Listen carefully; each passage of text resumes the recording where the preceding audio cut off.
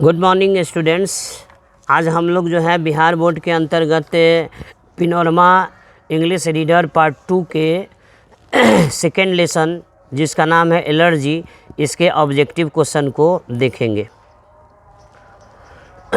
तो देखते हैं क्या क्या कह रहा है।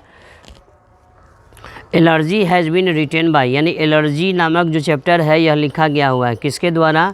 तो डॉक्टर राणा एसपी सिंह के द्वारा सॉरी, यानी डॉक्टर राणा एसपी सिंह के द्वारा एलर्जी नामक चैप्टर को लिखा गया है। दूसरा है doctor Rana SP Singh was born in, doctor Rana SP Singh का जन्म जो है ना, डॉक्टर राणा एसपी सिंह का जन्म कब हुआ था? 23 जनवरी 1976 या 28 फरवरी 1950 या 20 दिसंबर 1960 या 15 मार्च 1970।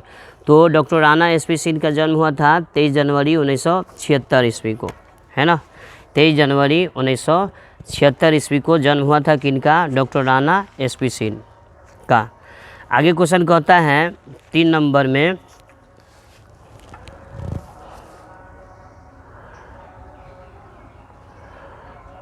आगे 3 नंबर में कहा जा रहा है who is the father of Rana SP Singh, यानी राणा एसपी सिंह के पिताजी कौन हैं, है ना। Mister Ramakant Singh, mister Ramdhyan Singh, mister Ramanuj Singh, mister Ramchandra Singh. तो राणा एसपी सिंह के पिताजी का नाम है मिस्टर रामध्यान सिंह। क्या नाम है? मिस्टर रामध्यान सिंह। तीसरा है तीसरा कहता है 3 नंबर में, 4 नंबर कहता है एलर्जन्स आर ऑफ डैश टाइप्स, यानी एलर्जन्स कितने प्रकार के होते हैं, है ना। एलर्जन्स होता है जिन पदार्थों से हमें एलर्जी होती है उन्हें हम एलर्जन्स कहते हैं। तो एलर्जन्स कितने प्रकार का होता है? 2, 3, 4, 5। तो एलर्जन्स जो है ना, एलर्जन्स 2 प्रकार के होते हैं। आगे कह रहा है allergy is a dash of the human immune system. Allergy जो होता है ना, मतलब ह्यूमन इम्यून सिस्टम का क्या होता है, यानी मानव प्रतिरक्षा प्रणाली का क्या होता है? तो माल फंक्शन होता है। माल फंक्शन यानी खराबी। एलर्जी जो होता है ना, मानव प्रतिरक्षा प्रणाली जो होता है उसकी एक खराबी है एलर्जी, है ना। आगे कहा जा रहा है who has specialized on allergy, यानी किनको एलर्जी नामक रोग पर किनको विशेषज्ञता हासिल है? तो डॉक्टर राणा एसपी सिंह को जो है ना एलर्जी नामक रोग पर स्पेशलाइज्ड है, ये एलर्जी नामक रोग पर इनको विशेषज्ञता हासिल है।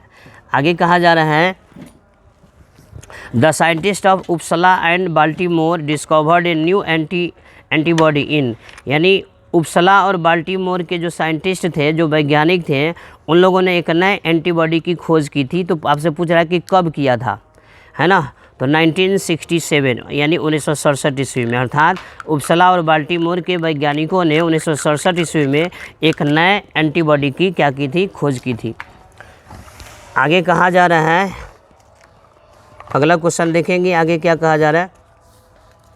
आगे कहा जा रहा है कि व्हाट इज़ इम्यूनोग्लोबुलिन ई और IgE, यानी इम्यूनोग्लोबुलिन ई या IgE क्या होता है? एंटीबॉडी, प्रोटीन, अलर्जेंस या नॉन ऑफ दीज। तो इम्यूनोग्लोबुलिन ई जो है ना एंटीबॉडी होता है। क्या होता है? एंटीबॉडी। 9 नंबर का रहा है व्हाट कॉजेज एलर्जी, एलर्जी का कारण क्या है? Allergens, cold, hot. तो एलर्जी का कारण है एलर्जेंस, एलर्जी का कारण होता है allergens.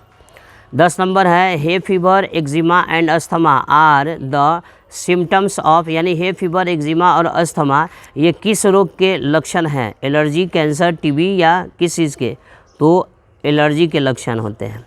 Prem Shankar is mentioned in, यानी प्रेम शंकर एक व्यक्ति का नाम है। तो प्रेम शंकर नामक व्यक्ति का नाम किस कहानी में आया है? जनवरी नाइट, एलर्जी, क्वालिटी या द बेट। तो प्रेम शंकर जो व्यक्ति है उनका नाम एलर्जी नामक चैप्टर में उल्लेखित किया गया हुआ है। आगे कहा जा रहा है, बने रहे मेरे साथ यूँ ही वीडियो में। आगे कहा जा रहा है ना, आगे कहा जा रहा है 12 नंबर में ECP ECP क्या है? प्रोटीन है, फैट है, विटामिन है या कार्बोहाइड्रेट्स है? तो ECP जो है एक प्रोटीन है। Blankets, mattress, pads and sheets should be washed weekly in dash water. कहा जा रहा है जो ब्लैंकेट्स होता है, जो कंबल, गद्दा, चादर, यह जो होता है इसको सप्ताह में एक बार धो लेना चाहिए। तो कैसे पानी में धोना चाहिए? हॉट, कोल्ड, फ्रिजिड या नॉर्मल? तो इसे हॉट वाटर में यानी गर्म पानी में इसे धो लेना चाहिए। आगे है genetic and environment risk factors can cause, यानी जेनेटिक होता है आनुवांशिक यानी खानदानी आप कह सकते हैं। आनुवांशिक पर्यावरण से संबंधित जो फैक्टर होते हैं, जो कारक होते हैं, कैन कॉजेज, उसके कारण क्या होता है? तो उसके कारण एलर्जी होती है, उसके कारण एलर्जी होती है। आगे है many allergies which start at eczema, बहुत सारे एलर्जी जो एक्जिमा से शुरू होता है, और या गैस्ट्रो इंटेस्टाइनल प्रॉब्लम, गैस्ट्रो मतलब होता है पेट और इंटेस्टाइनल होता है आंत, है ना। बहुत सारी बीमारियां जो एक्जिमा या पेट या आंत जैसी बीमारियों से शुरू होती है और डेवलप इनटू, और आगे जा कर के वह कौन सा रोग का रूप ले लेती है? डेंगू, अस्थमा या मलेरिया? तो सही जवाब हो जाएगा, है ना, अस्थमा। आगे जा कर के वह अस्थमा का रूप ले लेती है। आगे है pollution and two are responsible for causing allergies, है ना। आपसे कह रहा है एलर्जी के लिए, एलर्जी नामक रोग के लिए रिस्पॉन्सिबल है, जिम्मेवार है पॉल्यूशन यानी प्रदूषण। तो पॉल्यूशन के अलावा एलर्जी नामक रोग के लिए और क्या जिम्मेवार हो सकता है? स्मोकिंग, ड्रिंकिंग, प्यूरिफिकेशन, क्या?